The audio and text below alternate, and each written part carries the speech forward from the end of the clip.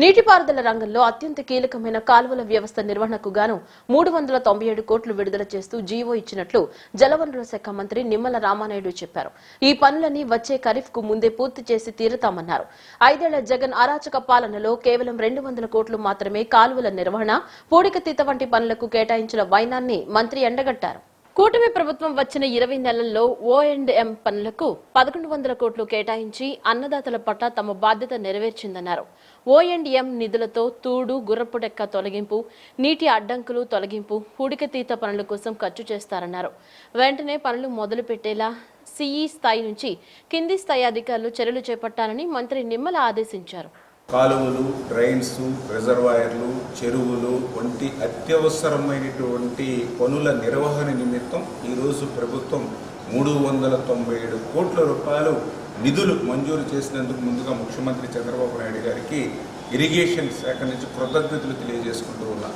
ఎందుకంటే వేల కోట్ల రూపాయలు పెట్టి మనం ప్రాజెక్టులు కట్టినా, రిజర్వాయర్లు కట్టినా, కాలువల నిర్మాణం చేసినా దాన్ని సంవత్సరం మెయింటెనెన్స్ కనుక చేయకపోతే ఆ వేల కోట్ల రూపాయల పనులన్నీ కూడా ఉపయోగం లేకుండా పోతూ ఉన్నాయి. ఆఖరి ఎకరానికి నీరందించలేనిటువంటి పరిస్థితి ఉంటుందనేటువంటి ఉద్దేశం ఏదైతే ఉందో అది ఈ ప్రభుత్వం గుర్తించి ఈరోజు 397 కోట్ల రూపాయలు, ఎందుకంటే ఆర్థికంగా ఈ ప్రభుత్వానికి ఎన్నో ఇబ్బందులు ఉన్నప్పటికీ కూడా రైతే ముఖ్యం, వ్యవసాయమే ముఖ్యం, ఇరిగేషనే మాకు ప్రాధాన్యత అని చెప్పి ఈరోజు ఈ 397 కోట్లు ఈరోజు నిధులు విడుదల చేయడం జరిగిందని చెప్పి ముందుగా తెలియజేసుకుంటూ ఈ యొక్క నిధుల్ని కూడా సక్రమంగా, ఎందుకంటే ఈ యొక్క వేసవి కాలంలోనే రేపు ఖరీఫ్ సీజన్ ప్రారంభానికి ముందే ఈ పనులు అన్నీ కూడా పూర్తయ్యేటువంటి విధంగా 10 లక్షల రూపాయల నిధులు ఏవైతే ఉన్నాయో లోపుగా అవన్నీ కూడా సాగునీటి సంఘాల ద్వారా నిర్వహించుకుంటూ 10 లక్షలు దాటినటువంటి పనులన్నీ కూడా వెనువెంటనే టెండర్లు పిలుచుకుని సిఈ దగ్గర నుంచి క్రింది స్థాయి అధికారి వరకు ఈ యొక్క మే నెలంతా కూడా మరి ఈ యొక్క క్షేత్రస్థాయిల నుండి ఈ పనులు పూర్తి చేసి రేపు ఖరీఫ్కి ముందల్లా ఈ పనులు పూర్తి చేయాలని చెప్పి మీ ద్వారా ప్రజాప్రతినిధులకు, సాగునీటి సంఘాల సభ్యులకు, అందరికీ కూడా అధికారులకు తెలియజేస్తూ ఉన్నాం. ఎందుకంటే ఈరోజు ఈ యొక్క ప్రభుత్వం 397 కోట్ల రూపాయలు ఈ రోజునే కాదు, ఈ కూటమి ప్రభుత్వ అధికారంలోకి వచ్చినటువంటి 20 నెలల్లోనే మీరు చూస్తూ ఉన్నారు. మరి ఏదైతే మరి మొదటగా ఆ రోజు మరి 400 కోట్ల రూపాయలు, మళ్ళీ రెండవ విడతగా 300 కోట్ల రూపాయలు, అదేవిధంగా ఈవేళ 397 కోట్ల రూపాయలు, అంటే 20 నెలల్లో దగ్గర 1100 కోట్ల రూపాయలు ఈరోజు మరి యొక్క O&M నిమిత్తం ఈరోజు ఈ ప్రభుత్వం నిధులు మంజూరు చేసింది. అదే గత వైఎస్ఆర్సీపీ ప్రభుత్వం చూస్తే 5 సంవత్సరాల్లో 200 కోట్ల రూపాయలు కూడా వాడు విడుదల చేయలేనటువంటి పరిస్థితి. ఆ రోజు 5 సంవత్సరాల వైసీపీ పాలనలో ఎక్కడ కూడా తట్ట మట్టి డీసిల్టింగ్ చేసినటువంటి పరిస్థితి లేదు. 5 సంవత్సరాల వైసీపీ పాలనలో ఎక్కడ కూడా గురబడెక్క, తూడు, కిక్కిస మాటే తీసినటువంటి పరిస్థితి లేదు. పెనంలూరు ఎమ్మెల్యే బోడే ప్రసాద్ ఉయ్యూరులో పర్యటించారు. పలు వార్డుల్లో ప్రజలను కలుసుకుని వారి సమస్యలను అడిగి తెలుసుకున్నారు. త్రాగునీరు, పారిశుద్ధ్యం వంటి సమస్యలను ప్రజలు ఆయన దృష్టికి తెచ్చారు. వారు దృష్టికి తీసుకొచ్చిన సమస్యలపై అప్పటికప్పుడే అధికారులతో మాట్లాడి తక్షణ చర్యలు తీసుకోవాలని ఆదేశించారు. ప్రజలపై అసౌకర్యం కలగకుండా చర్యలు చేపట్టాలని స్పష్టం చేశారు. మార్గ మధ్యంలో తాటి ముంజలు అమ్ముతున్న కార్మికులతో ముచ్చటించి ముంజలు కొనుగోలు చేశారు. బైక్ పై ఒంటరిగా సాగిన బోడే ప్రసాద్ పర్యటనలో ప్రజలతో మమేకమవుతూ ఆకట్టుకున్నారు. పెనంలూరు ఎమ్మెల్యే బోడే ప్రసాద్ ఉయ్యూరులో పర్యటించారు. పలు వార్డుల్లో ప్రజలను కలుసుకుని వారి సమస్యలను అడిగి తెలుసుకున్నారు. త్రాగునీరు, పారిశుద్ధ్యం వంటి సమస్యలను ప్రజలు ఆయన దృష్టికి తెచ్చారు. వారు దృష్టికి తీసుకొచ్చిన సమస్యలపై అప్పటికప్పుడే అధికారులతో మాట్లాడి తక్షణ చర్యలు తీసుకోవాలని ఆదేశించారు. ప్రజలపై అసౌకర్యం కలగకుండా చర్యలు చేపట్టాలని స్పష్టం చేశారు. మార్గ మధ్యంలో తాటి ముంజలు అమ్ముతున్న కార్మికులతో ముచ్చటించి ముంజలు కొనుగోలు చేశారు. బైక్ పై ఒంటరిగా సాగిన బోడే ప్రసాద్ పర్యటనలో ప్రజలతో మమేకమవుతూ ఆకట్టుకున్నారు. 20 రోజుల్లో ఇవ్వకపోతే నీకు రూపాయి బిల్లు కూడా ఇవ్వను, టెండర్ క్యాన్సిల్ చేసి వేరే వాళ్ళకి ఇస్తాం. ముందే చెప్తున్నా, మొహమాటం ఏం లేదు. నేను అనేది ఫినిషింగ్ ఉందా లేకపోతే ఏముందని నేను అడగట్లా. నాకు ఎన్ని రోజుల్లో నువ్వు ఇస్తావు ట్యాంక్. ఇవాళ 2వ తారీఖు, 20వ తారీఖు కంప్లీట్ చేసి నాతో ఓపెనింగ్ పెట్టి నోట్ చేసుకోండి. వాడు 20వ తారీఖు ఓపెనింగ్ పెట్టకపోతే క్యాన్సిల్ చేశాను. నేను ఊళ్ళో ఉన్నా లేకపోతే ఎవరో వాళ్ళతో ఓపెనింగ్ పెట్టాను. నవ్వడం ఓ యోగం, నవ్వించడం ఓ భోగం, నవ్వలేకపోవడం ఓ రోగం, నవ్వడం కూడా ఓ కళ అన్నారు ప్రముఖ దర్శకులు జంధ్యాల అని లాఫ్టర్ యోగా ఇంటర్నేషనల్ ఫౌండేషన్ అధ్యక్షులు తొండెపు హనుమంతరావు తెలిపారు. ఒకప్పుడు నవ్వు 4 విధాల చేటు అంటే నేడు నవ్వలేకపోవడం కూడా ఆరోగ్యానికి చేటని వైద్యులు సూచిస్తున్నారని పేర్కొన్నారు. ప్రపంచ నవ్వుల దినోత్సవ వేడుకలను పురస్కరించుకుని విజయవాడ నవ్వుల క్లబ్ మరియు విజయవాడ వాకర్స్ అసోసియేషన్ ఆధ్వర్యంలో విజయవాడలోని ఇందిరాగాంధీ స్టేడియంలో ప్రపంచ నవ్వుల దినోత్సవ వేడుకలను లాఫ్టర్ యోగా ఇంటర్నేషనల్ ఫౌండేషన్ అధ్యక్షులు తొండెపు హనుమంతరావు ఆధ్వర్యంలో ఘనంగా నిర్వహించారు. నవ్వుల దినోత్సవాన్ని పురస్కరించుకుని స్టేడియంలో ప్రతి ఒక్కరిని నవ్వులతో ఆకట్టుకున్నారు. ఈ సందర్భంగా అధ్యక్షులు జనార్దన్ రావు మాట్లాడుతూ నవ్వడం వల్ల మానసిక ప్రశాంతత, ఆరోగ్యం, ఆనందం, శాంతి, సౌఖ్యం వస్తుందని చెప్పారు. నేటి ఆధునిక జీవన శైలిలో ప్రతి మనిషి కాలంతో పాటు పరిగెడుతున్నాడని చెప్పారు. రేయింబవళ్లు కష్టపడుతూ తీవ్ర మానసిక ఒత్తిడిలో కొట్టుమిట్టాడుతున్నారు. అటువంటి ఒత్తిడి జీవనం అధిగమించడానికి నవ్వే దివ్యమైన ఔషధంగా పనిచేస్తుందని తెలిపారు. లాఫ్టర్ యోగాతో ఆరోగ్యం, ఆనందం మనిషికి లభిస్తుందని, ప్రపంచం మొత్తం నిత్యం సంఘర్షణలతో సతమతమవుతున్న సందర్భంలో దీని నుంచి ఉపశమనం పొందడానికి లాఫ్టర్ యోగా మార్గమని పేర్కొన్నారు. లాఫ్టర్ యోగా క్లబ్ సభ్యులు ఒకచోట కలిసి నవ్వుల దినోత్సవం జరుపుకుంటారని laughter yoga clubs movement founder, chairman Tondepu Hanumantharao చెప్పారు. రోజు ఆకాశం వైపు చేతులు పైకెత్తి 1 నిమిషం మనస్ఫూర్తిగా నవ్వితే సానుకూల ప్రకంపనలు మన చుట్టూ ఉంటాయని, అప్పుడే సమాజంలో మార్పు మొదలవుతుందని వివరించారు. మనస్ఫూర్తిగా నవ్వితే మనశ్శాంతి ఉంటుందని పేర్కొన్నారు. స్నేహం, ఆప్యాయతలను నవ్వులతో ఏకం చేద్దామని నవ్వుల దినోత్సవంలో పిలుపునిచ్చారు.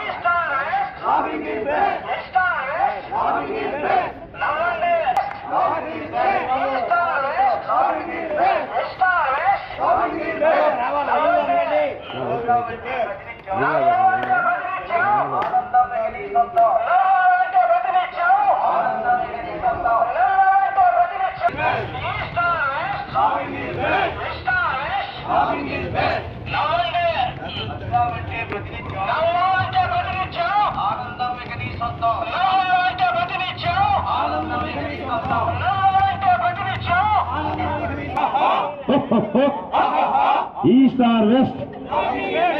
East or west? East or west?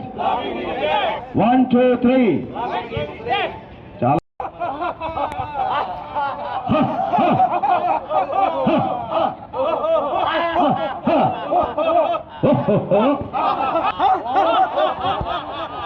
One, two, three. 1, 2, 3. 1, 2, 3. East or west?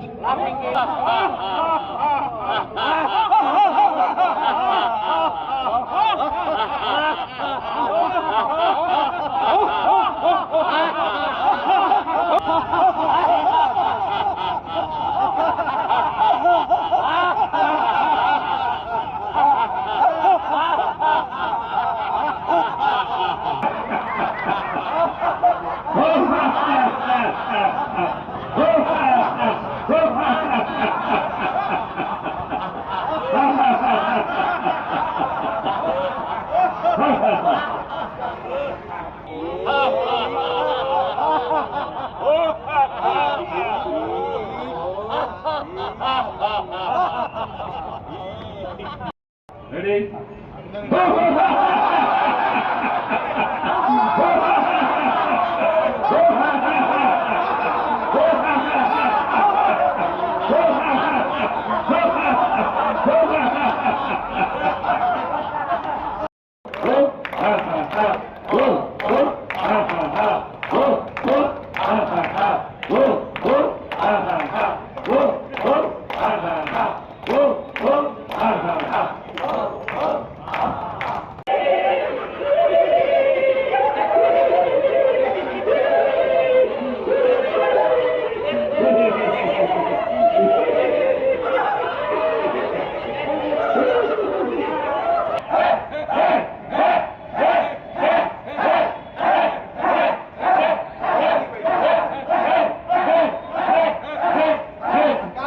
దినోత్సవాన్ని రేపు 3వ తారీఖున మన సాంప్రదాయం ప్రకారం జరుపుకుంటున్నాం. 1935లో స్టార్ట్ చేసిన ఈ ఆర్గనైజేషన్ 120 దేశాల్లో 25,000 క్లబ్బులతో విరాజిల్లుతుంది. అనేక మంది అప్రిషియేట్ చేసి క్లినికల్గా అప్రూవ్ అయిన ఈ లాఫ్టర్ ఇంటర్నేషనల్లో మన విజయవాడ వాకర్ హాయిగా ఆనందంగా నవ్వుకుంటూ కామిక్గా మనం ఏకపరిచయం చేయడం మనకు అలవాటు. అందరూ రెడీగా ఉండండి, స్టడీగా ఉండండి. కాబట్టి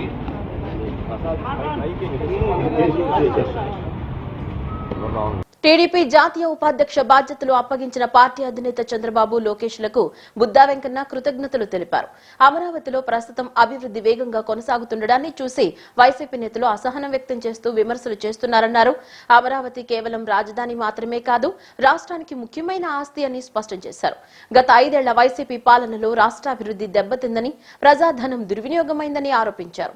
ప్రస్తుతం చంద్రబాబు నాయకత్వంపై పెట్టుబడిదారుల్లో విశ్వాసం పెరిగి పరిశ్రమలు రాష్ట్రానికి వస్తున్నాయని పేర్కొన్నారు. పరిశ్రమల విషయంలో వైసీపీ నేతలు చేస్తున్న వ్యాఖ్యలు నిజానికి విరుద్ధమని విమర్శించారు. అలాగే వ్యక్తిగత విమర్శలు, అనుచిత వ్యాఖ్యలు చేయడం సరికాదని హెచ్చరించారు. రాజకీయంగా విమర్శలు చేయాలే కానీ వ్యక్తిగత దూషణలకు దిగరాదని సూచించారు. రాష్ట్రాభివృద్ధి కోసం ప్రభుత్వం చేపడుతున్న కార్యక్రమాలకు సహకరించాలని, లేకపోతే ప్రజలే తగిన తీర్పిస్తారని బుద్దా వెంకన్న అన్నారు. చంద్రబాబు నాయుడు గారు, లోకేష్ బాబు గారు నన్ను జాతీయ తెలుగుదేశం పార్టీ ఉపాధ్యక్షులుగా వేసినందుకు మీడియా వారికి, తెలుగుదేశం పార్టీ నాయకులకి, సన్నిహిత మిత్రులకి అందరికి కూడా నా హృదయపూర్వక నమస్కారాలు తెలియజేస్తున్నా. ముందుగా అమరావతి అభివృద్ధి పరుగులు తీస్తున్న సమయంలో జగన్మోహన్ రెడ్డి అండ్ కో, సజ్జల రామకృష్ణారెడ్డి, జోగి రమేష్, పేరు నాని, అంబటి రాంబాబు, విడుదల రజని, ఇలా చెప్పుకుంటూ పోతే వీళ్ళందరికి కూడా మతి భ్రమించి ఏంటి చంద్రబాబు నాయుడు గారు స్పీడు, చంద్రబాబు నాయుడు గారి విజను ప్రపంచ దేశాలు మెచ్చుకునేలాగా పనిచేస్తున్నాడు అని అమరావతి మీద విషం కక్కడం మొదలుపెట్టారు. ప్రతిరోజు కూడా చంద్రబాబు నాయుడు గారు అమరావతి అనేది ఈ రాష్ట్రానికి సంపద.